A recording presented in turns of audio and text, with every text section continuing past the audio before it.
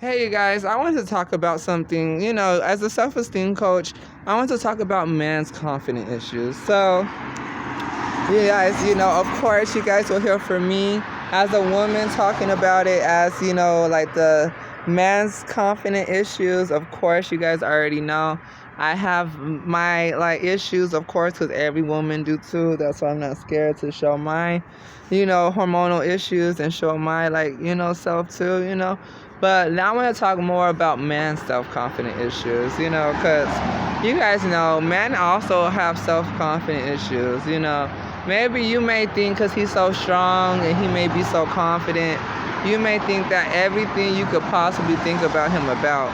But some men are also, damaged too. You remember what the slave masters told for them to think about as a man were like programming them as a way of life, so like, yeah, just to think about business, think about women, and just think about money type of thinking. But, from slave masters' point of view, so, because there's a lot of different slave masters for women and a lot of slave masters for men still too.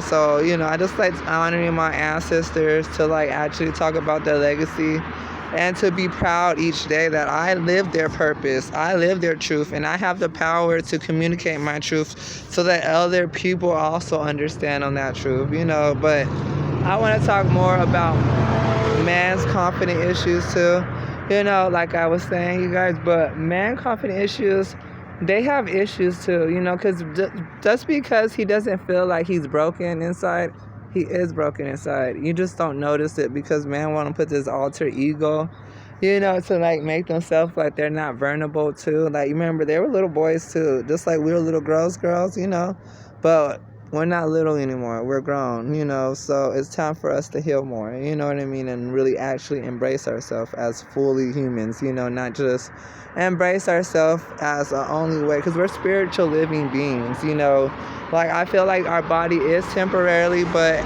we're living, breathing spiritual beings, so yeah, so one day we just have to take charge of our healing. And I know as a healing disease for myself, and I know as a healing way, it will strengthen me each day to know that I'm healing deeply for myself too. So yeah, but for like men's confident issues, men have confident issues in a lot of different variety of terms. How would I know? Because yes, you guys, I have lived myself masculine to think like, yes, you guys, I did it. You guys already been there and done that. So, of course, I'm just showing you myself with no like makeup. Of course, just picture me with short hair type of look. So, type of look. Don't think that, but just, type of look. But, of course, just to see like hat too, everything, Because I wanted to really understand the man's psychology of the, thinking.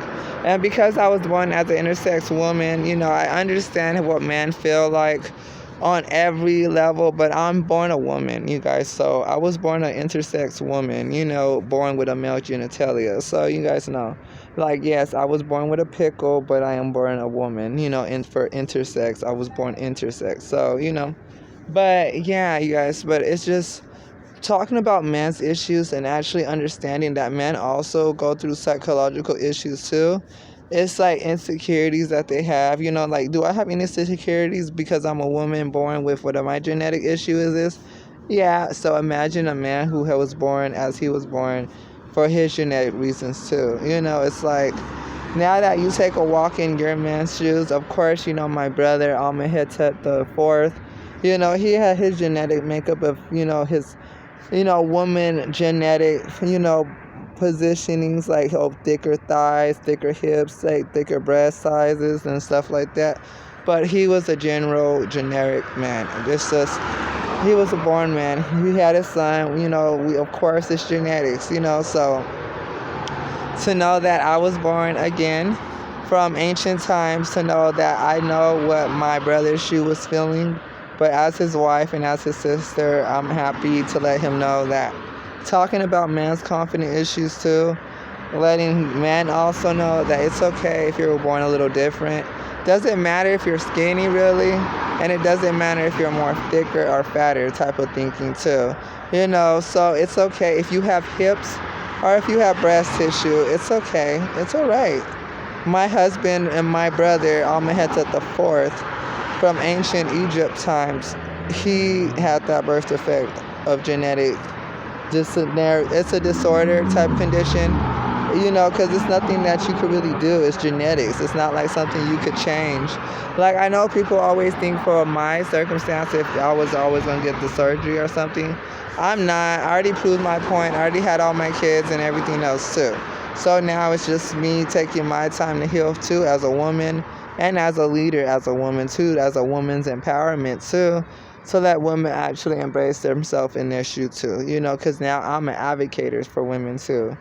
And I have a birth defect also, so it's like, it feels like, wow, it's like, makes you feel like you can walk in a shoe better, to actually know the every day to day how a man feels and how a woman already feels, because I am a woman, but really knowing that I could walk in those shoes.